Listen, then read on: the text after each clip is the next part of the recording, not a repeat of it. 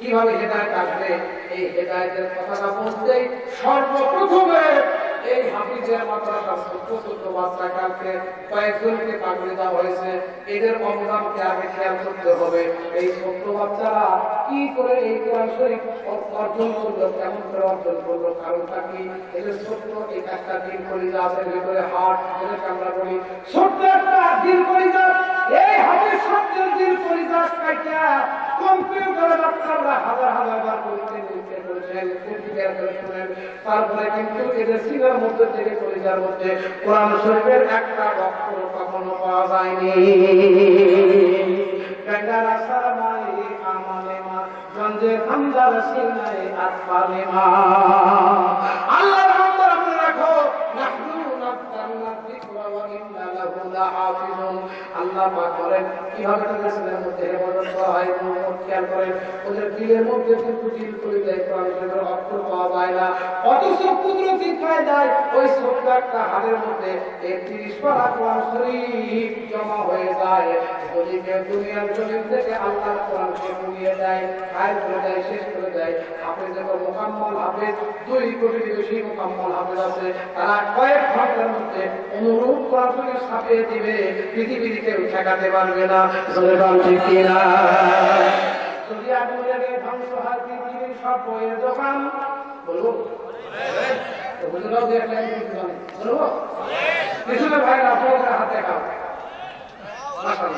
যদি আগুন লেগে ধ্বংস হয় পৃথিবীর সব বইয়ের দোকান, তবু বিশ্ব থেকে হারাবে না পবিত্র কোরআন।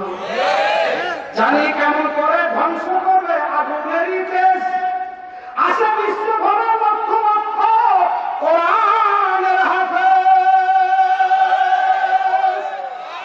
দুই হাত থেকে ফিরে যাবে। জানি কেমন করে ধ্বংস করবে আগুনেরই তেজ, আশা লক্ষ লক্ষ বিশ্ব ভরা কোরআনের হাফেজ।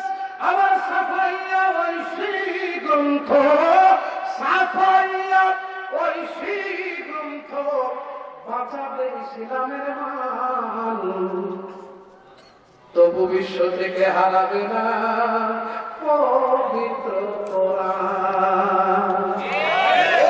পাকিস্তানের জিয়া মরলে দুর্ঘটনা তোমায় ভাই, বিরোধপুরে ছাই হয়েছে কোরআন পড়ে নাই। আল কোরআনের নূরের বাতি এবং কোরআনের নূরের বাতি সারা বিশ্বে বিদ্যমান, তবু বিশ্ব থেকে হারাবে না পবিত্র কোরআন। ওয়া হুদান ওয়া রাহমাতান ওয়া বুশরা লিল মুসলিমিন।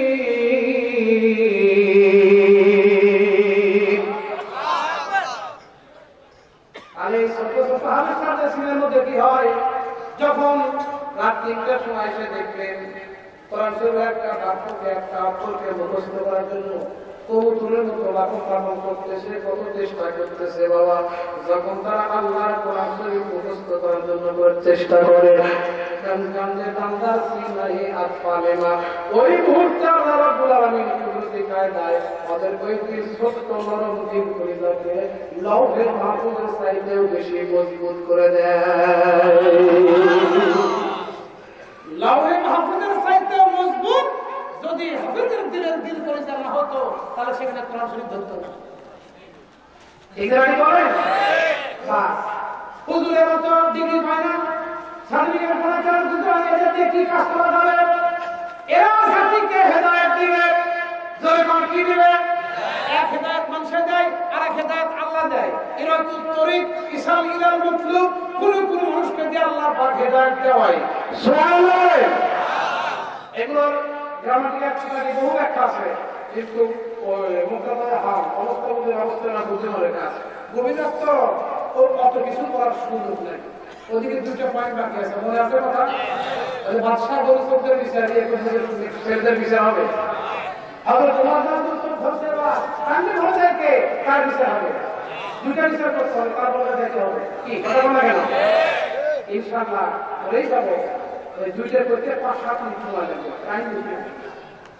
আর মা বোনদের জন্য কিছু বলতে চাওয়া হয়েছে নাকি? করবো কয়েকদিন কর্ম করা। বিবিদেরকে মায়ের না, এটা কিছু ব্যাপক একটা খারাপ হয়েছে।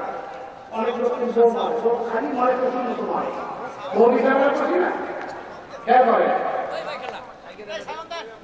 না, সাহস তো আছে, ওই কথাগুলো রিপিটেশন হতেছে, মানে ফিরে ফিরে আসতেছে, বুঝলেন নাই? ফিলিং এর জন্য ভাই।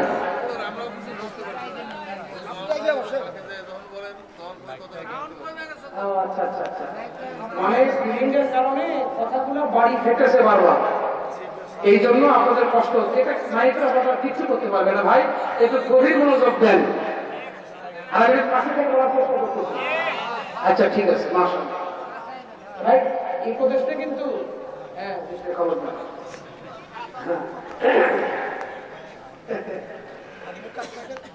ঠিক আছে, এবার বলছিলাম মনোযোগ দিবেন, বিবিদেরকে মারবেন না, 7টা দোষ পাইলে ছাড়বেন না।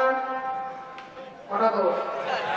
মহিলারা বদয়া করতেছে, হুজুর খুঁজে পায়নি, গৌরব থেকে চেয়ারম্যান বক্তা নিয়ে এসে আইসা আমাদের মারতে হয়, কাল থেকে কি হয়? কিছু হবে না, সে পুজো করে। কটা দোষ পাইলে মার দেওয়া লাগবে?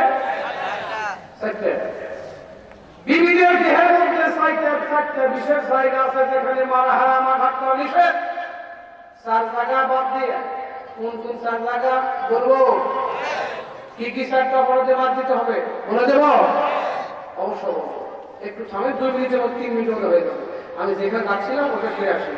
এই হাফেজ ছাত্রদেরকে নিয়ে আল্লাহ জগৎবাসীকে হেদায়েত দান করবেন কিভাবে, তার প্রমাণ কি?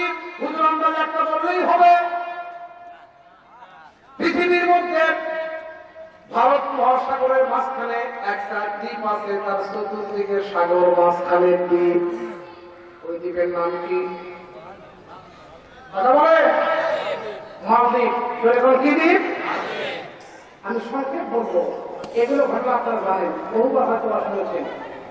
আজকের মনে করবেন তারিখে ইবনে বতুতা কিতাবের মধ্যে এই কথা রাতে পয়েন্টটা আসছে। আল্লামা ইবনে বতুতা রাহমাতুল্লাহ আলাইহি উনি নিজের হাতে কলমে ঘটনা লিখছেন। ইবনে বতুতা তিনি সারা বিশ্বেও ভ্রমণ করেছেন। তিনি মনোযোগ দিয়ে শুনলেন, উনি ভ্রমণ করতে করতে মালদ্বীপ চলে গেলেন। কিন্তু বাবা সবচাইতে বড় কথা হলো মালদ্বীপের জনসংখ্যা হলো 3 লাখ। কয় লাখ? ছোট্ট একটা দেশ, কিন্তু সেখানকার 100% লোক ছিল তারা খ্রিস্টান। 100% লোক খ্রিস্টান। একজন ব্যক্তি আল্লাহ বলার মতো কোন লোক সেখানে ছিল না। কোরআনের কোন দাওয়াত ওই মালদ্বীপে কেউ নিয়ে যায় নাই। আল্লামা ইবনে বতুতা জায়গাকে সেই দেশে একদম আসর নামাজের আজান হয়ে গেল, গোটা ভূমিটা আজানের ঘরেতে কম্পন করে থরথর করে কাঁপতেছে। মসজিদে লোকজন 100% পুরুষরা মসজিদে হাজির হয়ে গেল। এবার মহিলারা যারা ঘরে ঘরে নামাজের জন্য তারা সবাই প্রস্তুতি নামাজে দাঁড়িয়ে গেল। এবার আল্লামা ইবনে বতুতা চিন্তা করে, হায়রে যেই দেশের লোক আল্লাহ বলতো না, সূর্য পূজা, আকাশ পূজা, চন্দ্র পূজা, অগ্নি পূজা, মূর্তি পূজা যারা ছিল খ্রিস্টান, তারা কি করে 100% মানুষ মুসলমান হলো? এই তথ্য ধর্ম আমাকে জানতে হবে, খুব ইম্পর্টেন্ট কথা। এবার নামাজ শেষ করলেন জামাতে, মুরব্বীদেরকে বলল, বাবা এই পরিবেশ কেমন করে হলো? যেখানে কেউ কোরআনের দাওয়াত নিয়ে আসে নাই, যেখানকার লোক 100% খ্রিস্টান, সেখানকার লোক 100% মুসলমান কেমন করে হলো? এখনো বর্তমানে এই 19 সালে মালদ্বীপে 100% মানুষ মুসলমান, সেখানে কোনো অন্য পছন্দ লোক নাই। যা সোজা আল্লাহু আকবার। এখনো খুব খেয়াল করে তারা বলল, হুজুর আল্লাহ একজন ওলি, হাফিজে কোরআন। আল্লাহু আকবার। একজন আল্লাহর ওলি, হাফিজে কোরআন আমাদের দেশে আল্লাহর হুকুমে তিনি এসেছিলেন, আর তারই বরকতে গোটা দেশের লোক আমরা হেদায়েত পাইলাম। আল্লামা বতুতা বলেন, ঘটনাটা কেমন করে ঘটলো, কি কি কিসের বিনিময়ে কি ঘটলো একটু বলতে হবে। বলে যদি শুনতে চান 15 দিন সময় লাগবে, ওই স্থানগুলো দেখাবো আর শোনাবো, আপনাকে বোঝাবো, আমাদের সময় দিতে হবে। উনি রাজি হয়ে গেলেন, সেখানে ঘটনাগুলো দেখতে করেছেন খেয়াল করেন। এই হাফেজ সাহেবের নাম হলো হাফেজ আল্লামা আবুল বারাকাত রাহমাতুল্লাহ আলাইহি। জোরে কার মারহাবা। বাবা হাফেজ সাহেব হুজুররা একটু মনোযোগ দিয়ে শোনো। ছাত্ররা আমার ছেলে সমতুল্য সন্তান সমতুল্য, তোমরা ভালো করে শোনো বাবা। হাফেজ আবুল বারাকাত লোকদের মুখে শুনে, উস্তাদদের মুখে শুনে, মানবিকের জমিনে কেউ কোরআনের দাওয়াত এখন পর্যন্ত পৌঁছায় নাই। তার মনে সত্য দুঃখ জল্পনা করবো, আল্লাহ তুমি আমার সিনার মধ্যে 30 পারা কোরআন দান করেছো, আমার যদি তুমি মালদ্বীপে যাওয়ার সুযোগ করে দিতা, আমার মনের কল্পনা আমি তোমার কোরআনের আলো মালদ্বীপের অন্ধকার ভূমিতে জ্বালাইতাম। আল্লাহ তার মনের আশা পুরা করলেন। জাহাজের ঘাটে যায় আসে জিজ্ঞেস করে, এটা কই যাবো উদ্দেশ্যে, এই জাহাজ কই যাবো উদ্দেশ্যে, এই জাহাজ কই যাবো উদ্দেশ্যে। একদিন জানতে পারলো ভাই মালবাহী মাল বোঝাই, এই জাহাজটা কোথায় যাবে? ওরা বলল যে এই জাহাজটা মালদ্বীপে যাবে।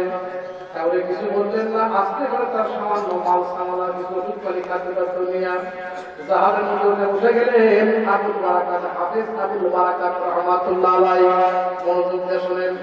মাত্র আজ থেকে 300 বছর আগেকার ঘটনা, 3 থেকে 400 বছর আগেকার ঘটনা, একটু মনোযোগ দিয়ে শোনেন বন্ধুরা আমার। আবুল বারাকাত এইবার জাহাজ উঠছে, আল্লাহর কাছে ডাকতে বলে, মাবুদ যে কোনো ভাবেই তুমি আমাকে পৌঁছে দিও, এখান থেকে জাহাজটা মালদ্বীপে যাইতে সময় লাগবে 1 মাস। কতদিন? জাহাজ ছেড়ে দিল, 15 দিন অলরেডি চলে গেল। তখন তো মোটামুটি ভারত মহাসাগরের মাঝামাঝি নাকি? আসলে আমাদের সময় হয়ে গেছে, আমাদের জন্য খাবার থেকে বেরিয়েছে।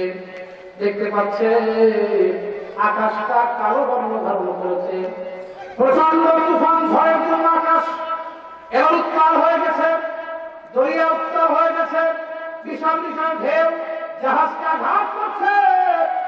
আর তুফান শুরু হয়ে গেল। নাবিকেরা ঘোষণা করলো, তোমরা কারা আছো, কালেমা পড়ে তোমরা রেডি হয়ে যাও, প্রস্তুত হয়ে যাও, কিছুক্ষণের মধ্যে জাহাজটা ডুবে যাবে, সকলে মিলে আমরা এখানে মারা যাবো, সবাই ডুবে শেষ হয়ে যাবো। আবুল বারাকাত ডাকতে বলে, মামুদ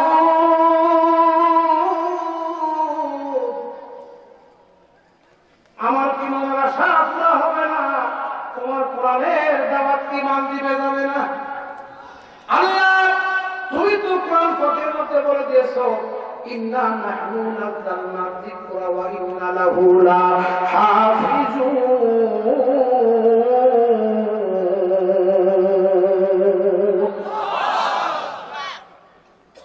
নাযিল করেছো তুমি, হেফাজত করা দায়িত্ব নিয়েছো তুমি, হাফেজদেরকে তো তুমি আমার হেফাজত করবা। আল্লাহ তাহলে কি তুমি করো না? আল্লাহ নিশ্চয় করো। এর চাইতে বড় বিপদ হয়েছিল তোমার পয়গম্বর হযরত ইউনূস আলাইহিস সালামের উপরে। যেরকম ঠিক কিনা? ইউনূস নবীকে মাছে গিলে খাইছিল। কত বড় ছিল তার দেহ? হযরত ইউনূস আলাইহিস সালামের বডি দেহ ছিল 51 হাত লম্বা। কথা কম কয় হাত? 51 হাত লম্বা। 8 হাত তার দেহের পাশ ছিল, 8 বর্গ হাত মোটা। এইরকম বিশাল মানুষকে মাছে গিলে খাইছে। চিন্তা করেন সেই মাছটার কত ছোট। ওইটা খায়া দরিয়ার মধ্যে রওনা দিছে। দরিয়ার দিকে যাওয়া শুরু করছে প্রশান্ত মহাসাগরের দিকে। বাবা খেয়াল করে শুনলেন পয়গম্বরের দেহের ঘ্রাণ, বেহেশতে মিষ্টির ঘ্রাণ। পয়গম্বরদের শরীর যত ঘামে তত তাদের সুগন্ধি বের হয়, আর আমাদের শরীর যত ঘামে তত শিখে শিখে গন্ধ বের হয়। কথা কোন থাকে না? কথা গন্ধ বের হয়, কারণ আমরা পাখি হারাম করো, ওনারা ওরকম না। ঠিক আছে? এইবারে মাছের ভুঁড়িটা ভেদ করে, গোস্ত ভেদ করে, চামড়া ভেদ করে পয়গম্বরের দেহের সুঘ্রাণ দরিয়ার পানি কেমন করিতে করতেছে। লক্ষ লক্ষ কোটি কোটি মাছ আইসা আল্লাহর পয়গম্বরের শরীরের ঘ্রাণ পাইয়া তার পিছন পিছু লাগছে। নিশ্চয় কোন পয়গম্বরের শরীরের ঘ্রাণ হবে। বলো তোমার পেটের ভিতরে কি আছে? বলে আমার পেটের ভিতরে আল্লাহর পয়গম্বর আছে। পাহাড়ের মধ্যে একটা মাছ তাকে হাজিরেছে, এখন ব্রেক করো, তোমার তো ধ্যান কেন শরীর থেকে বের হয়, কি আছে তোমার পেটের ভিতরে? ওরা আল্লাহর পয়গম্বর আছে, তাই নাকি? কয়দিন? ওই তো 20 দিন। এখন তুমি আমার পেটে যাও, ভাই যাও, অনুরোধ করতেছি, আল্লাহর পয়গম্বরকে কোনোদিন পেটে নিতে ভাগ্য আমাদের হবে না, খেদমত করা আমাদের কপালে জুটবে না। কাজেই একটু ভাত দে, আমি একটু 20 দিন পেটে ভেতরে নেই। এবার ওই মাছ ডাকতে বলে, ভাইরে শোন, জীবন দেব, পয়গম্বরকে দিতে রাজি না। নবীর আসে, পয়গম্বরদের আসে, নবীদের আসে, কেমন পর্যন্ত দুনিয়াতে থাকবে কিনা? যেদিন থাকবে না সেদিন সূর্য ঠিক জায়গায় ঘুরবে না। দেখেন নাই বরিশালের ভোলায় রামসিং উপজেলাতে, দেখেন নাই রসুলের বিরুদ্ধে করার কারণে নবী প্রেমিক তারা রক্ত দিয়ে তার জবাব দিয়েছে, জীবন দিয়ে তো নিযুক্ত জবাব দিয়েছে। প্রমাণ হয়ে গেছে বাংলার জমিনেও নাস্তিকদের প্রতিবাদ করার মতো, নবীর শত্রুদের প্রতিবাদ করার মতো, রসুলের প্রেমে জীবন কুরবানি করার মতো মানুষ আজও লক্ষ লক্ষ মানুষ প্রস্তুত আছে। ওই হাত থেকে ঠিকাদারি করা হবে। ভাইরা ভাই, যা এইবারে হয় না, আমি জীবন আমি খেদমত করবো যে কয়না আল্লাহ দিয়েছে, দিবি না কয় না, দিবি না কয় না, হা করতে ওই মাস শর্ট হয়ে গেছে, আসতে পারতো আরে 2 মাসের মধ্যে 2 জেল না, ইউসুফি 2 জেল না, কথা বলুন। একটা মাসের মধ্যে কয় নম্বর আছে, ওই মাসের আর 1 মাসের মধ্যে আছে। একেবারে প্রশান্ত মহাসাগরের লাশ এরিয়াতে পৌঁছে গেছে 8,500 মাইল গভীর পানিতে নিয়ে গেছে। শর্টকাট বলছে, সময় কম। আচ্ছা, নিয়ে গেছে একদম নিম্ন স্তরে, সেখানে মাছের পেট যখন মাটির সাথে থেকে গেছে, ওখানকার পানি খুব বড়, আগুনের মতো বড়, বয়ল পানির মতো, বুঝছেন? আল্লাহ সেখানে তারপর সেই জায়গাতে পানি রাখছে। হ্যাঁ, আল্লাহ কুদরত না, মাকারু ও মাকারু আল্লাহু খায়রুল মাকিরিন। মনোযোগ দেন, ওই জায়গায় মাছের পেটটা থেকে গেছে, মাটির সাথে তার পেট। পয়গম্বর শুনতে পারতেছে গুনগুন গুনগুন করে আওয়াজ হয়, কিসের আওয়াজ? উনি কান পাতালেন, পয়গম্বরেরা সমস্ত মাখলুকাতের ভাষা বোঝে, কান পাতিয়ে শুনতে পারলেন সমস্ত প্রাণী এক যুগে এক বলে আল্লাহর জিকিরে মশগুল আছে। 2 হাত তুলে পান সুবহানাল্লাহ। আযকুরুনি আযকুরুকুম ওয়াশকুরুনি ওয়ালা তাকফুরুন। তফসিরে কবিরে আল্লামা রাজি রাহমাতুল্লাহ আযকুরুনি আযকুরুকুম এই দুটো শব্দের ব্যাখ্যা লিখতে পারতাম। কটা? এক নম্বর হলো আযকুরুনি বিত্তাআতি আযকুরুকুম বিরাহমাতি। আযকুরুনি বিত্তাআতি, তোমরা আমাকে আমার ইতাআতের মধ্যে দিয়ে স্মরণ করো, আমি তোমাদেরকে রহমত দিয়ে স্মরণ করব। বান্দারে, তোমরা যখন মহা সুখে আনন্দে থাকো, ভালো থাকো, ভালো খাও, ওই মুহূর্তে যেন তোমরা আমার আল্লাহকে ভুলে যাইও না। তোমরা যদি তোমাদের সুখের সময় আমি আল্লাহকে মনে রাখো, আমি আল্লাহ তোমাদেরকে দুঃখের সময় মনে রাখবো। যখন তোমরা আল্লাহ নাম সব সুযোগ পাবো না, অ্যাক্সিডেন্ট হয়ে গেছে, মারো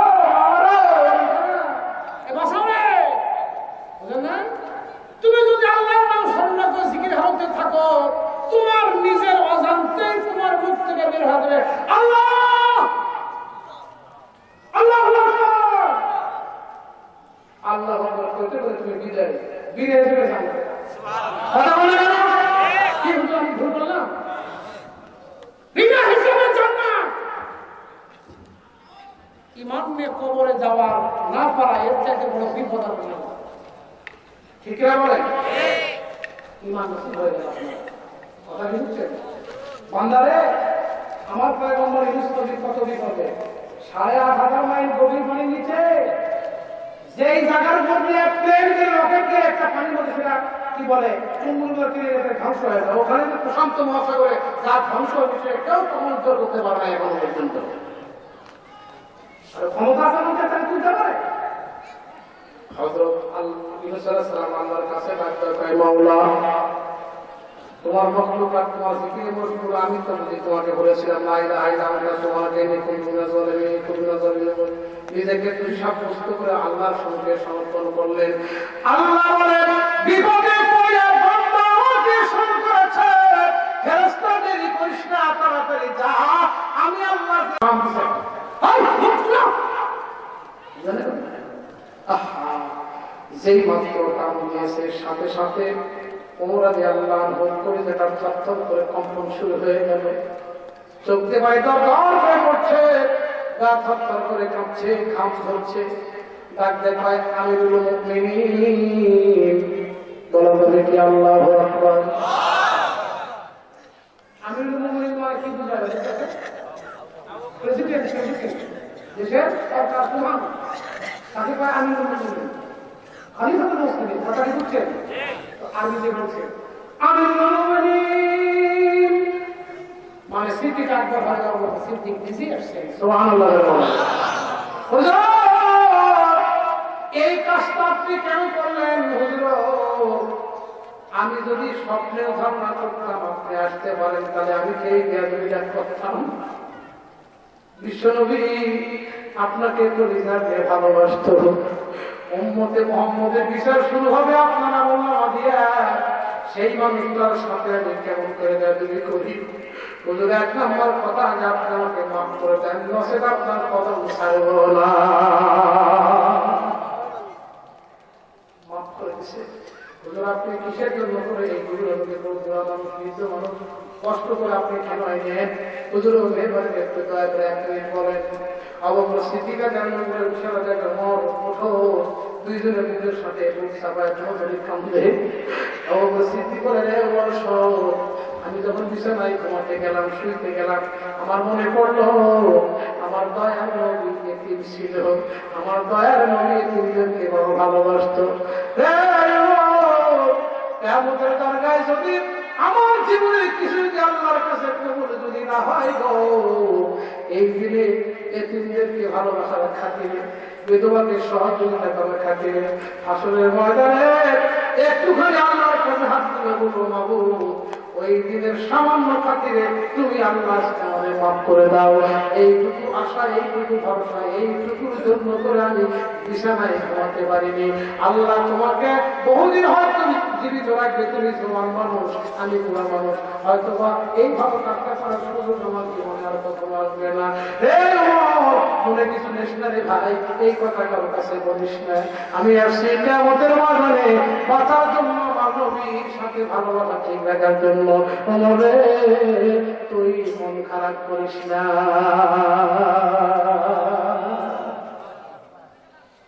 আজকে থেকে এই দায়িত্ব তুমি পালন করবা। তবে তুমি যখন দেখাই করলে আমার সাথে, যখন দেখা হয়ে গেল, তোমার কি মনে আছে তুমি দাবি করছো আমার কাছে, হুজুর এই কাজটা আমি করবো ঠিকই, কিন্তু আল্লাহ পাক হাসরের ময়দানে যদি আপনাকে কারোর জন্য কোনো সুপারিশ করার সুযোগ দয়া করে যদি দান করে, তাহলে আমি ওমরের কথাটা দয়া করে বলবেন না, সেদিন তুলে ধরবেন কিনা বলেন? ঠিক ওইভাবে আমি আজকে বলতেছি, তোকে আমার একটা দাবি, যদি আল্লাহ তোকে যদি সুযোগ সুপারিশ করার জন্য যদি সুযোগ আল্লাহ করে দেয়, তাহলে এই তিনটা রাতের কথা আল্লাহ দরবারে তুই কি তুলে ধরবি?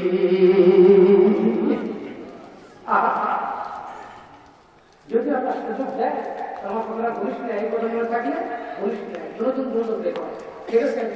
নেকির প্রতিযোগিতা থাকে। সুবহানাল্লাহ, সুবহানাল্লাহ, সুবহানাল্লাহ। আলোচনা কি ওটা শেষ হইল? অবশ্যই প্রায় কাটি ভালো শেষ হলো, হয়ে গেল, শেষ হয়ে গেল। গরু চলে দিচ্ছে, মনে আছে?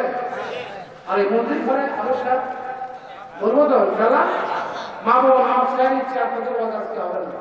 খালি ওই সাবজেক্ট ওই সাবজেক্ট দোষ করলে মার দিবে, অবশ্যই ধরো মার তার জায়গা বাদ দিয়ে তাহলে ওটা একটু সংক্ষেপ করবো।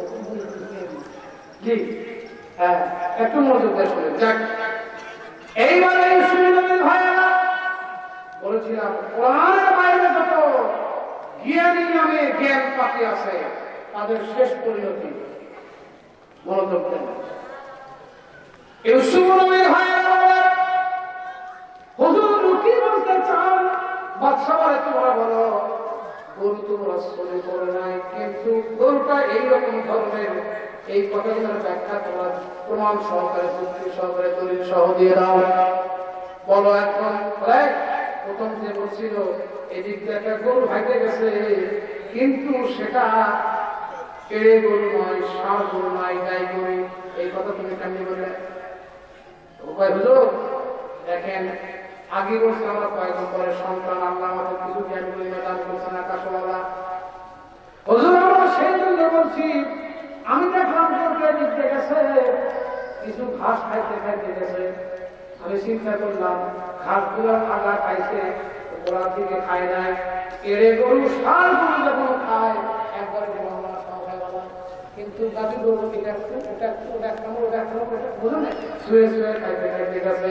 এই খাওয়ার সাইজ থেকে বুঝলাম এটা এড়ে গরু নয়, অবশ্যই গাই গরু। বলে থ্যাংক ইউ ভেরি মাচ, তুমি ঠিক বলছো, ঠিক ঠিক ঠিক ঠিক, তোমার গবেষণা সত্য। তুমি কেমনি বলে এটা 7 মাসের গর্ভবতী, মনে আছে কথা? মনে আছে? অবশ্য শোনেন, আমি লক্ষ্য করলাম গাভীটার পদচিহ্ন, পায়ের চিহ্ন, 4 পা যেমন পড়ছে, সামনের 2 পা যে জায়গায় পড়ছে লাগছে, ওইখানে কিন্তু জীব হয়েছে কম, মাটিটা কত হয়েছে কম, কিন্তু পিছনের 2 পা যেখানে পড়ছে সেখানে কত হয়েছে বেশি। পিছনের পা যে জায়গায় পড়ছে তাতে বুঝলাম 4 পা 1 সমান থাক না, পিছনের 2 পা কত বেশি। কেন? অবশ্যই সেটা গর্ভবতী, তার পেটে বাচ্চা আছে, ওজন বেশি হয়েছে পায়ের পিছনের পা। কথা বলা যায়? আচ্ছা, ভাষাটা ঠিক, তোমার ধারণা সত্য, গবেষণা ঠিক। 1 মিনিটে করে 100 টাকা তা কিনে বললে বড় হুজুর যেদিকে ঘাস খায় গেছে, আপনারা কি আইছিলেন? আইন কথা বল বাবা, চিনেন তো উপায় দিকে জমির আইন, আল যেদিকে থাকে, আলের একদিকে ঘাস থাকে না, 2 দিকেই থাকে। কথা বল হুজুর, লক্ষ্য দেখেন, আপনি যা দেখে আসেন, ওই গাড়িটা যেদিকে ঘাস খায় আসছে, শুধুমাত্র 1 সাইডে ঘাস খাইছে, আর 1 সাইডে একটা পাতাও খায় না। তার মানে আমি বুঝলাম যে চোখে দেখছে ওই দিকে খাইছে, আর এই চোখে দেখে না ওই দিকে খায় না। বলে 100% মিল আছে, ঠিক কথা, ঠিক ঠিক ঠিক। এখন কয় এক মাসাও এরা গরু না, এরা কে নিল, সব বুঝে করেছে। কথা বুঝে না যে এখন বাসা কাছে যা বসে কয় এই তো গরুর বিষয় গেল, এখন আমারটা তোমাদের করতে হবে, এটা আসতে কওয়া লাগবে। কথা কি বুঝছেন? বলো কি শুনতে চান? বড় 1 নম্বরে যিনি তোমাদেরকে রুটি খাইতে দেওয়া হয়েছে, পুষ্টের গুণা, তোমরা কি করে বুঝলা যিনি রুটিটা তৈরি করেছে তার এখন স্টেশন চলছে, পিরিয়ড চলছে, এমনি তোমরা বুঝলা? বলে হুজুর শোনেন, আমরা 10 ভাই পাতের মধ্যে নিলাম, প্লেটে রুটি নিলাম, নিয়ে একটা একটা করে দেখলাম, সবগুলো আমরা সবাই হাতে নিয়ে দেখলাম, রুটির তো 2 দিকে ভালোভাবে ভাজা হয়েছে, মাঝখানে একটু কাঁচা। কথা কি বুঝছেন? তাতে আমি আন্দাজ করলাম, গবেষণা করে বুঝলাম, যখন এই রুটি ভাজনিওয়ালা ভালোভাবে বসে সোজা হয়, স্বাভাবিকভাবে বসতে পারে নাই, বেকায়দা জায়গা, বেকায়দা চুলা, আর সেখানে শুধুমাত্র হাতা দিয়ে, শরীর দিয়ে, হাতা দিয়া এই রুটিটা ঘুরে ঘুরে এই চতুর্দিকে ধার দিকে শুধুমাত্র চাপ দিয়ে ভালো করে ভাজছে, মাঝখানে হাত স্পর্শ করাতে পারে নাই, তার বেকায়দা সমস্যা। এই জন্য বুঝলাম এই মেয়েটা এখন অসুস্থ রীতিমূর্তি আছে, কিন্তু সেই আর থেকে বলছি বাচ্চা হাতের পত্র নিয়ে গেছে। কিন্তু নবীর ভাইরা শোনো, তোমাদের আমার নাকি জন্মের দোষ আছে, এটা তোমরা কেমন করে বুঝলা সেটা বলতে হবে। ওরা বলবো ঠিকই, কিন্তু অভয় দেয় না, এখন হবে না তো, এখন তো হবে না, না আমি একা আছি না, সব ভিডিও করতেছি না, আমাকে তুলে ঘটনাটা কি তোমার করতে পারবো, তোমার কে নিল? একদম অবৈধ সন্তানের নাম ডাইরেক্ট বলা হয়েছে। দিনের মহিলা খামরা সেটা রাসূল সাল্লাল্লাহু আলাইহি হারাম দালালাইন শরীফের হাসির মধ্যে সূরা নূর কলমের 12 নম্বর আয়াতে হাসির মধ্যে আছে, ঠিক না? ইনকান আবুহুল্লাহ, অবশ্যই সে যার সন্তান, অবৈধ সন্তান। রাসূলুল্লাহ সাল্লাল্লাহু আলাইহি ওয়াসাল্লাম চ্যালেঞ্জ করেন এসেছিল, হুজুরকে কাল পর্যন্ত এগারা ঘটনা আছে। আমার এই আলোচনাটা নূর কলমের আলোচনা ইউটিউবে আছে, তাজদিদ সন্তান থেকে আমার তিন জায়গা মানায় হক সাত দিলে আলোচনা হবে। والقلم وما يسطرون ما أنت بنعمة ربك بمجنون وإن لك لأجرا غير ممنون وإنك لعلى خلق عظيم. الله ওটা আলোচনা করব না, শুধু একটা কথা আপনাদের কাছে দিয়ে দেই, খুলুকিন আযীম। খুলুক শব্দটা তিনটা ব্যাখ্যা আমরা তফসির করছি, ভালো করে শুনেন। 1 নাম্বার খুলুকে হাসান, 2 নাম্বার খুলুকে কারীম, 3 নাম্বার খুলুকে আযীম। অনলি ফর একজন, শুধুমাত্র কেবলমাত্র সৃষ্টি জগতে একজন ব্যক্তির নামে লেখা হয়েছে কোরআন পাকের মধ্যে খুলুকিন আযীম।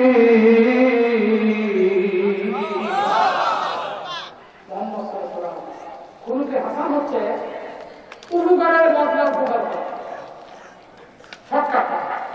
খুলুকে কারীম বদলা যদি নাও দেয় তাও উপকার করে, সমস্ত পয়গম্বরের লকব, সমস্ত পয়গম্বরের জন্য খুলুকে কারীম। কিন্তু খুলুকে আযীম হলো তিনি উপকার করেন, যারা উপকার গ্রহণ করে তারা আবার আক্রমণ করে, উপকারও নেয়, মারও দেয়, পাঁচ থেকে বের করে দেয়, গাল বন্ধ করে জেলখানায় দেয়, কথা বলে। কিন্তু এইগুলো তেমন তিনি সহ্য করে, তার পাল্টা আক্রমণ করে না, পাল্টা প্রতিশোধ দেয় না। এটা ছিল মুহাম্মদ সাল্লাল্লাহু আলাইহি ওয়াসাল্লামের স্পেশাল গুণ। এই জন্য তাকে খুলুকে আযীম বলা হয়েছে। সুবহানাল্লাহ। এগুলো ভালো ভালো ব্যাখ্যা আছে, কত কথা বলার সুযোগ করতে নেই। আল্লাহ কোরআনে দেখা দেয়। চলেন আমি যেখানে কথা ছেড়ে আসি, ইউসুফ নবীর ভাইরা বলেন সমস্ত পয়গম্বরদের সুন্নত হলো মেহমানের সাথে বসে খানা খাওয়া। আপনারা খাবার দিলেন ঠিকই, কিন্তু সালা কি মনের ভিতরে সালা কিনে খাইতে গেছেন পূজার মনে নয়, দেখি আমরা কারা। আর আপনাদের কাছ থেকে দূরে দূরে, এবং আমি বুঝতে পারলাম আপনি আলেম আমাদেরকে সম্মান করেন না, ইজ্জত করেন না, জ্ঞানী গুণী লোকদেরকে ইজ্জত সম্মান করেন না। আল্লাহ এবং তার রাসূলের বাণী যারা পৃথিবীতে কিয়ামত পর্যন্ত যারা আলেম উলামা, হামিদুল কোরআন, যারা কোরআন শরীফের ধারক বাহক, আলেম উলামা, হকনের যোগ্য মাশায়েখ, তারপরে হাফেজ কারী, ইমাম মুয়াজ্জিন, আল্লাহ ওয়াদেরকে যারা আলেম আমাদেরকে যারা মিথ্যা অপবাদ দেয়, মিথ্যা দোষারোপ করে, জেল জরিমানা করে, হত্যা করে, খুন করে, গুম করে, জুলুম করে, অত্যাচার করে, একদিন নয়তো একদিন যে কোনোভাবেই হোক না কেন, আল্লাহ বলে দিয়েছে উতুল্লিম বা'দা যালিকা জলিম। উতুল্লিম মানে লম্পট, জলিম মানে যার সন্তান মানে অবৈধ সন্তান, অবশ্যই তাদের জন্মের মধ্যে দোষ আছে।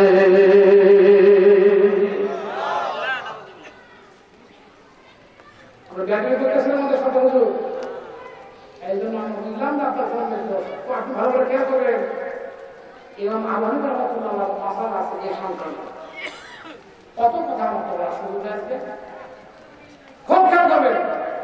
যাই হোক, কাজী আমাদের সাথে বিনা কারণে যারা বেয়াদবি করে দেখবেন, খোঁজ নিয়ে ওদের বংশের পরিচয় দেখবেন, ভালো বংশের লোক না। কথাটা আপনারা বুঝছেন আমাদের? বাবা কি আল্লাহ আমাদেরকে হেদায়েত করে কোন নেই। কেন শেষ আলোচনা শেষ হয়েছে না? এখন শোনেন, এত জ্ঞান তাদেরকে আল্লাহ দিছে, এক জায়গায় আল্লাহ ওদের জ্ঞান ফেল করে দিছে, ওই যে ইউসুফ নবীর জামাতা পুকুর থেকে বের করে দিছে বাবার কাছে, আব্বা আপনার ইউসুফকে তো বাগে দিলে খাইছে, বাগে দিলে খামর দিয়ে খাই হয়েছে, বাগে খাইছে। তোমার কি বলেন, এই দেখো জামাতে রক্ত লাগানো। এবার ইয়াকুব নবী জামাতা হাতের মধ্যে নিয়ে কান্দে, আর দেখাতে পায় না, সামনে দরকার না, কেউ মুসলিম হয় না, হ্যাঁ পায় না। উনি মনে মনে কান্দে, আস্তে আস্তে পায়, হাইরে কোন নিষ্ঠুর বাঘে আমার ইউসুফকে বাগে খাইছে। এটা অনেক ভদ্র বাঘ, এর থাবা দিয়ে খায় নাই, এই জামার নিচে মুখ দিয়ে খাইছে। এটা মুখটা সুন্দর করে তার মুখের ভিতরে এই মুখ লাগায় খাইছে। তার মানে ইয়াকুব নবী বুঝতে পারছে বাঘ আমার ইউসুফকে আক্রমণ করেনি, খায়নি। বাঘের খাবার নিয়ে ভরা হামকি দিয়া খাওয়া দিয়া কারো সিনা যাবে, ছুটে যাবে, প্রথম সিনা ছুটে চলে যাবে, যারা ওরকমই আছে। এই রক্তগুলো কোনো পশু জবর করে দিয়া এরা সালাকি করে সালাকি করতেছে। আল্লাহর কাছে বিচার চাইলেন, অপেক্ষা করতে লাগলেন। অবস্থার ব্যাখ্যা আল্লাহ পাক এর ফয়সালা আল্লাহর পক্ষ থেকে একদিন চলে আসবে, অপেক্ষা করতে লাগলেন। এবং দুনিয়ার মুফাসসিরিন কিরাম লিখেছেন, ও দুনিয়ার জ্ঞান পাখিরা তোমরা ভালো করে শোনো, যে সমস্ত পাপ তোমরা করতেছো, জুলুম করতেছো, পাপের মধ্যে আছো, জুলুমের মধ্যে আছো, যারা অন্যায় জুলুম করে এমন একটা জায়গাতে আল্লাহ তাদের আসল কামনা ভুলে যায়। ওই সময় প্রেস কাজ করে না। ইউসুফ নবী ভাইরা যদি বুঝতে পারতো জামাটা এইভাবে ধরা পড়বে, এটা যদি সিরা সুটা দিত তাহলে কিন্তু ধরা পড়ার কাজটা ছিল না, ওটা সিরা সুটা দিতে হবে, এই কথা তারা ভুলে গিয়েছিল।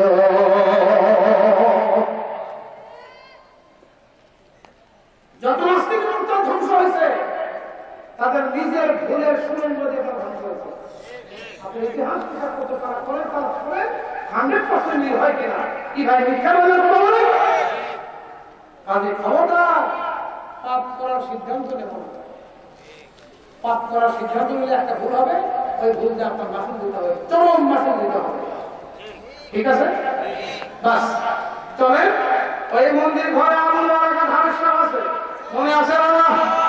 দুই হাতে আনতো কারা কারা শুনতে চান? এটা তো নারাই তাকবীর।